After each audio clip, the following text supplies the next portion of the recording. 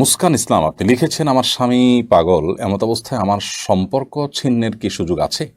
উল্লেখ্য আমাদের বিয়ের কোনো কাবিননামা নেই।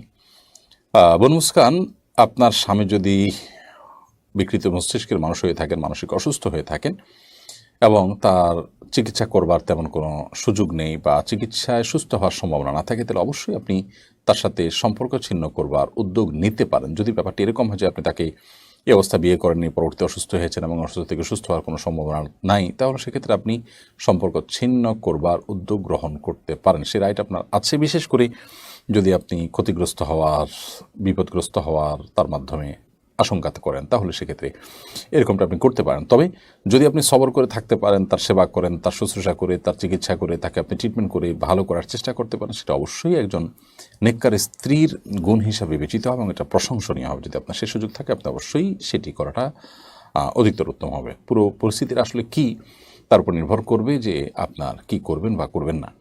আর এখানে কাবিননামা থাকা বা না থাকার আসলে কোনো বিষয় নয়।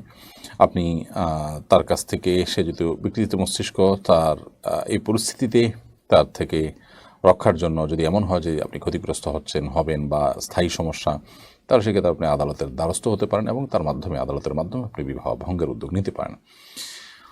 আর এর বিকল্প হিসাবে যেটি হতে পারে, যদি আদালত থেকে সেরকম কোনো ব্যবস্থা না থাকে বা এমন কোনো জায়গা থাকে না, সে সুযোগ না থাকে, তাহলে মুসলমানদের যে সোসাইটি আছে, সেই সোসাইটির মাধ্যমেও এই বিচ্ছেদের উদ্যোগ গ্রহণ করতে পারেন যদি তিনি অসুস্থ হয়ে থাকেন।